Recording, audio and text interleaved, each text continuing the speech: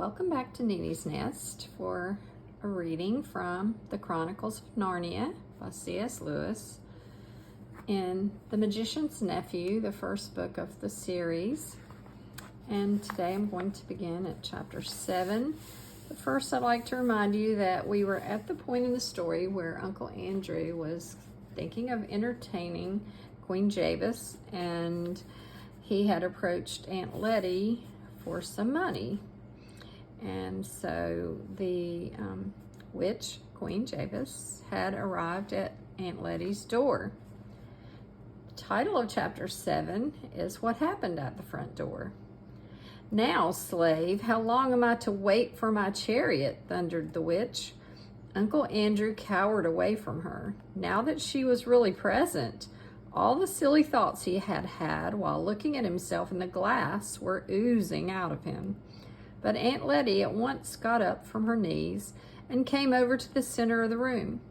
"And who is this young person, Andrew, may I ask?" said Aunt Letty in icy tones. "Distinguished foreigner, but very important person," he stammered. "Rubbish," said Aunt Letty, and then turning to the witch, "Get out of my house this moment, you shameless hussy, or I'll send for the police." She thought the witch must be someone out of a circus, and she did not approve of bare arms. "What woman is this?" said Jabis. "Down on your knees, minion, before I blast you." "No strong language in this house, if you please, young woman," said Aunt Letty.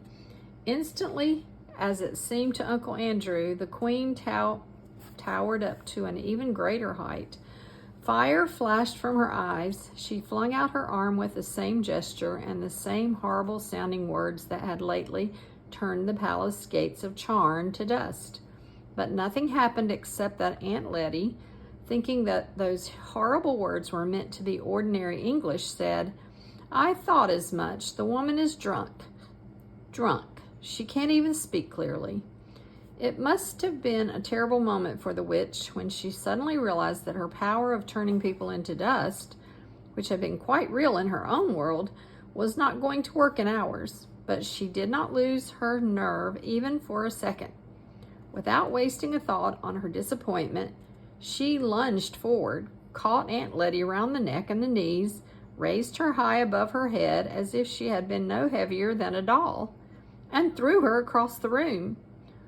While Aunt Letty was still hurtling through the air, the housemaid, who was having a beautifully exciting morning, put her head in at the door and said, "If you please, sir, the Ansem's come."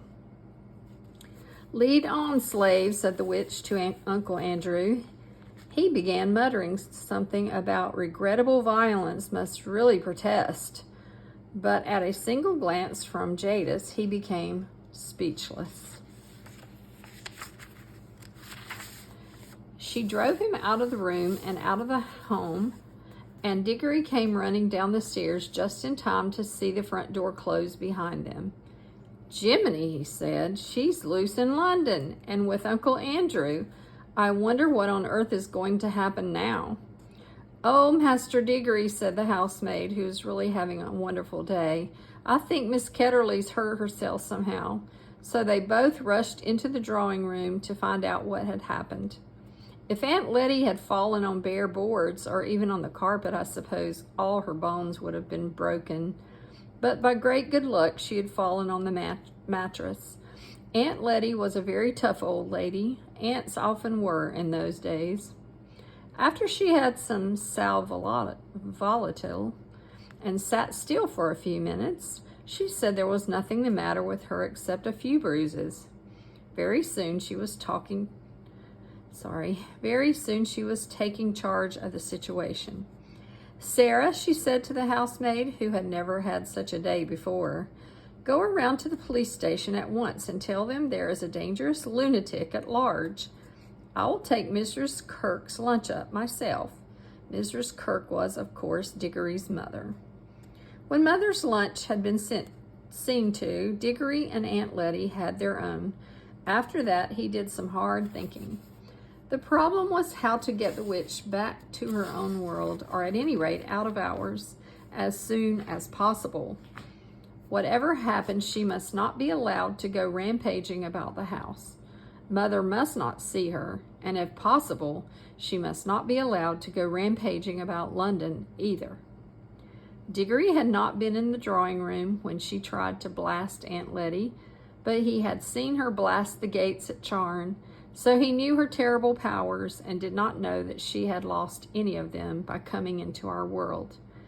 And he knew she meant to conquer our world.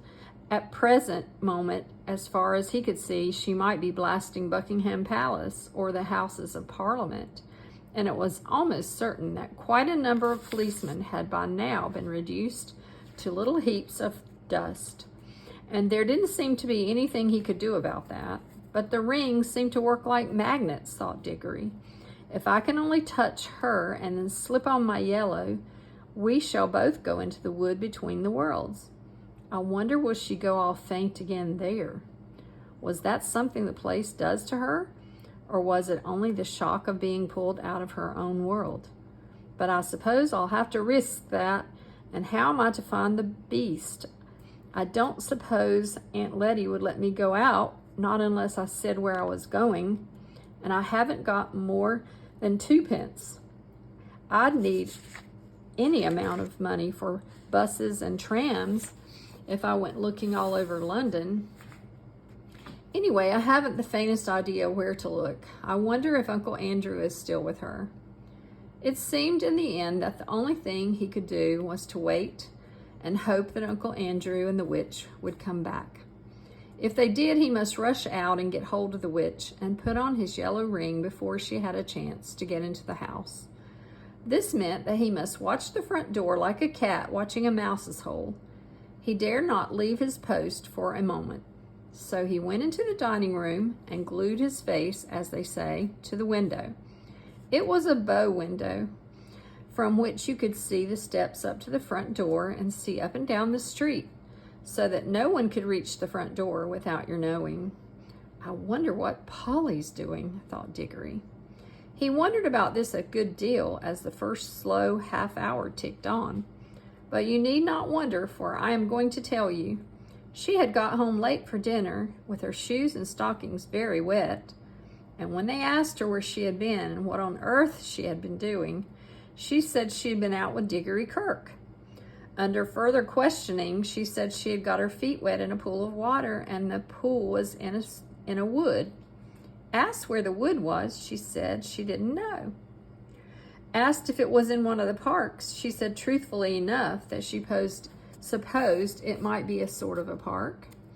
From all of this, Polly's mother got the idea that Polly had gone off without telling anyone to some part of London she didn't know, and gone into a strange park and amused herself jumping into puddles.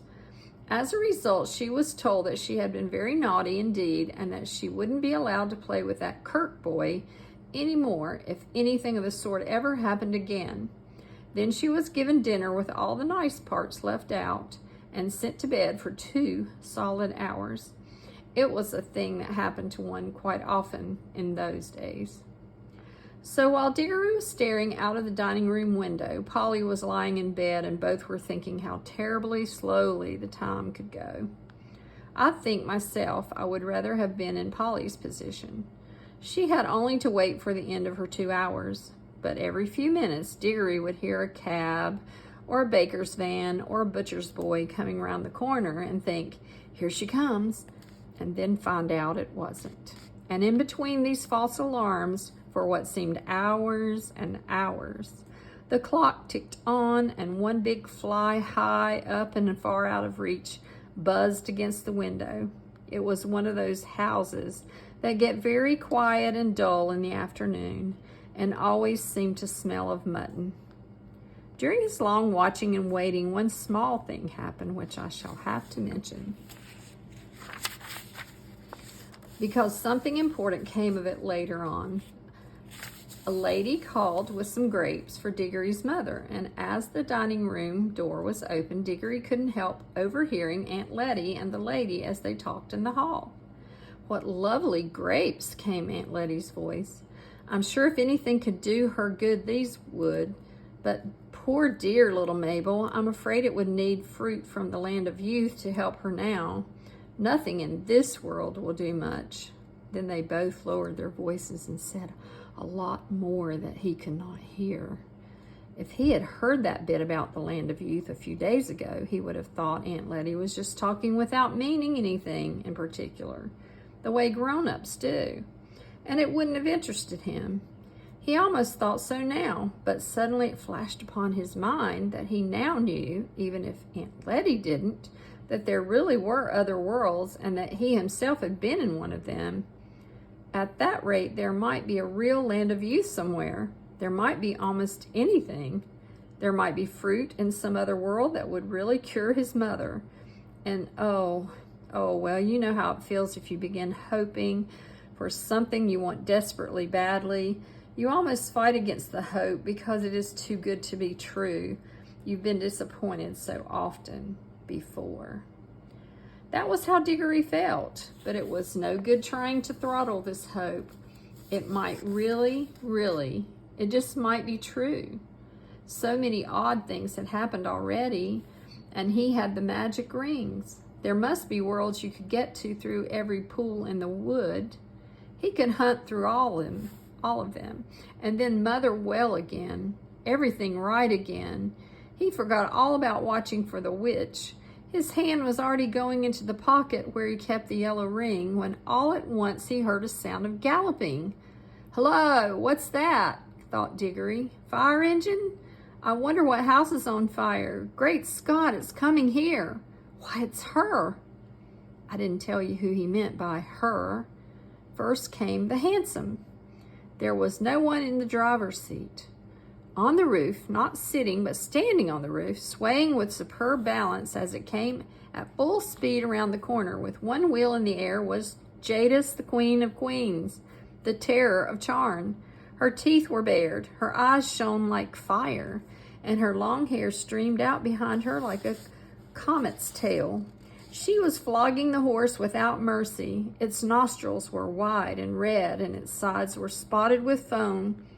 It galloped madly up to the front door, missing the lamppost by an inch, and then reared up on its hind legs. The hansom crashed into the lamppost and shattered into several pieces. The witch, with a magnificent jump, had sprung clear just in time and landed on the horse's back. Let's see the illustration there.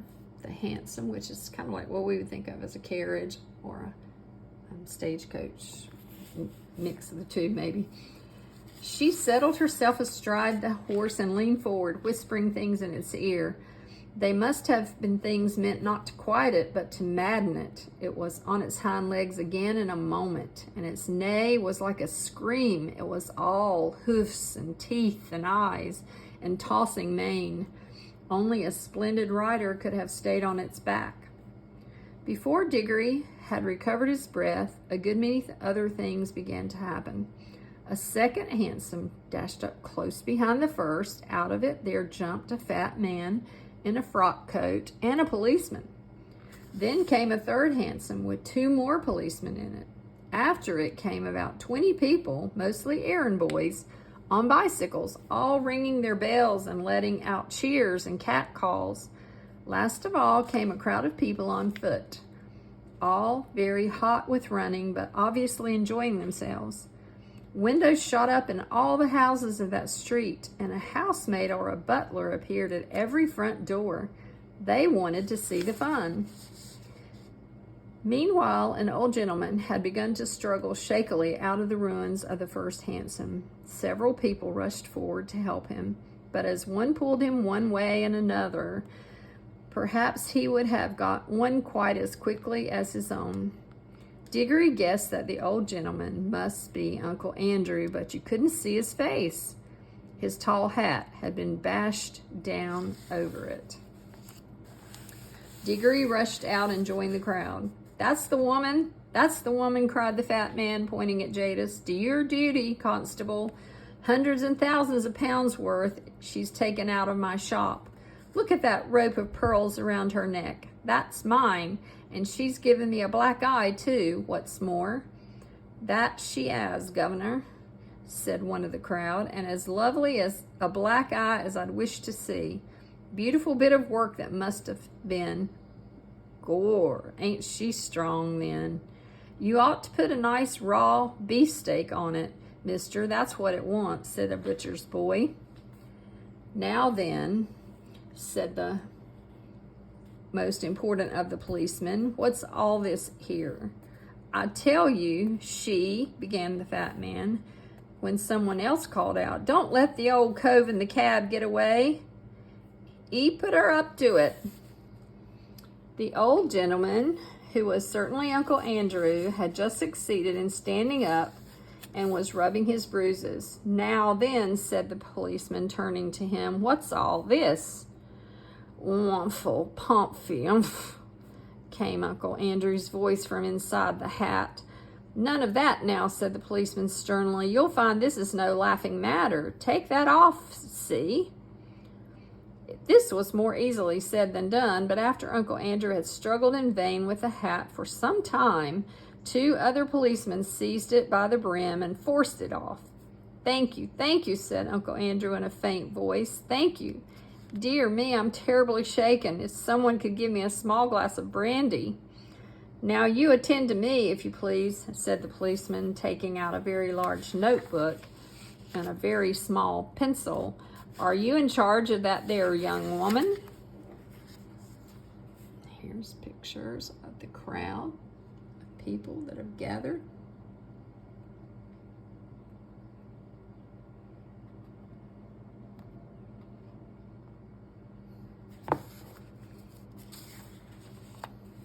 "Look out," called several voices, and the policeman jumped to step backward just in time.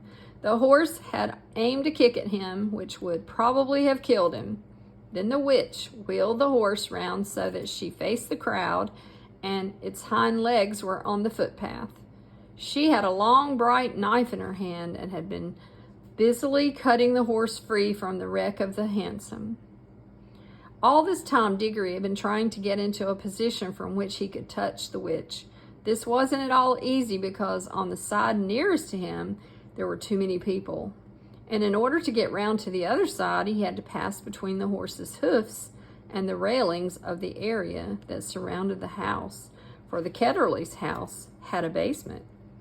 If you know anything about horses, and especially if you had seen what a state that horse was in at the moment, you will realize that this was a ticklish thing to do. Digory knew lots about horses, but he set his teeth and got ready to make a dash for it as soon as he saw a favorable moment. A red-faced man in a bowler hat had now shouldered his way to the front of the crowd. "Hi, policeman," he said. "That's my 'orse, what she's sitting on, same as it's my cab, what she's made matchwood of." "One at a time, please, one at a time," said the policeman. "But there ain't no time," said the cabbie. "I know that 'orse better'n you do. 'Tain't an ordinary 'orse. His father was a officer's charger in the cavalry, he was, and if the young woman goes on exciting him, there'll be murder done. 'Ere, let me get at him." The policeman was only too glad to have a good reason for standing further away from the horse.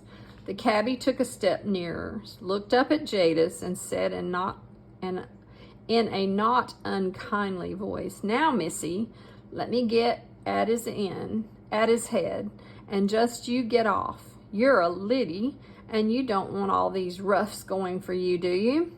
You want to go home and have a nice cup of tea and lay down quiet like, then you'll feel even so much better." At the same time, he stretched out his hand toward the horse's head and with the words, "Steady, Strawberry, old boy, steady now." Then for the first time, the witch spoke. "Dog," came her cold, clear voice, ringing loud above all the other noises. "Dog, unhand our royal charger. We are the Empress Jadis."